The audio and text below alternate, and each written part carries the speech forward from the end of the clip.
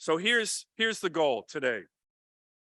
We have one overriding goal for this summit that I believe all Alaskans strongly support, and that's to take advantage of this incredible historic opportunity that we have right now to close the huge deficit that we have in our state in terms of broadband and internet connectivity, and to coordinate the efforts across all Alaskan and federal shareholders to truly connect every community, every town, every village in Alaska. Think about what that could do for opportunities in our state, the state with the least connectivity of any state in the country by far.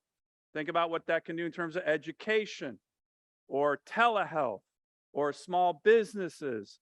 The opportunities, in my view, are endless. We talk about the need for infrastructure. I think a lot of you know how much I care about that, but this is 21st century infrastructure right now, and we don't have hardly any of it relative to the rest of the country. We need to change that, and we have a great opportunity to do that and literally change the standard of living, make it higher in Alaska. So the opportunity is before us. We have a real opportunity to connect Alaska with federal funding that is currently in the pipeline to all of you in this room. So here's literally what's happening. In the next 5 years, we know this, the state of Alaska will be receiving billions, with a B, of federal dollars from different federal agencies to focus on this one issue, connectivity. We've all been working hard to make this happen, and it's happening.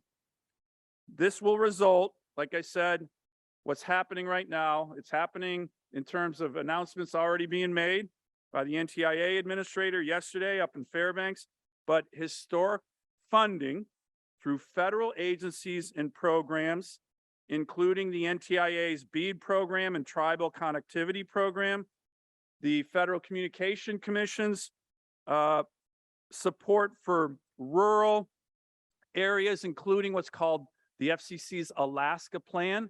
Their plan solely focused on us because we have such big challenges here.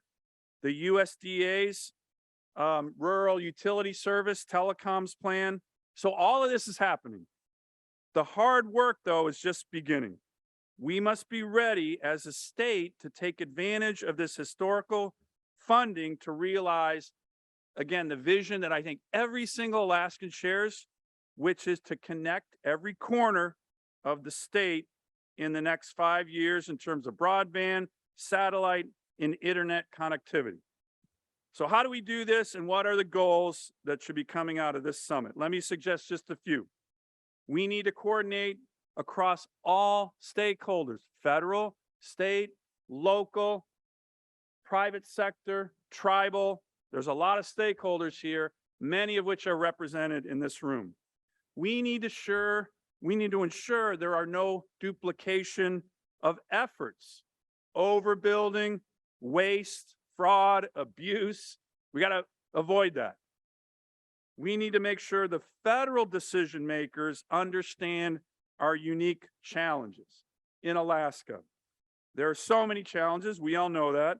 Unfortunately, like I said, we have pretty much all the major federal decision makers in DC right here in this room, and they're going to be in Alaska for the next week. So to my fellow Alaskans, I know I don't have to say this to you because you're not a shy bunch, but don't be shy. Bend their ears. If you see a Fed, grab them, right? Talk to them. Sorry, federal officials, I didn't, that's not physical abuse, but I'm just saying, make sure they understand what is happening here so they can bring the experiences they're having in Alaska right now to the decision making that they're going to be doing in DC. Because I said, we're going to get a lot of this funding, but a lot of the decisions have not been made yet. And it's my hope that this summit will kick off this important, very important coordination effort against all the different stakeholders.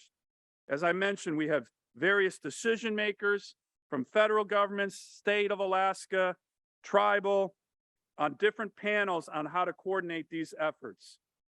We also have panels that will shed light on some of the critical threshold issues that are actually quite complicated and technical, but so important for our state, like fabric mapping, technical program requirements, workforce development.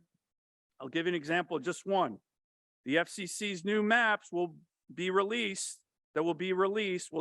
funding allocations from the NTIA. But we, our state, are proving to be a very difficult place to map. Here's the scenario we can't accept from the feds, where they haven't mapped us yet, and then they're giving out the money, and the money runs out when they finally map us.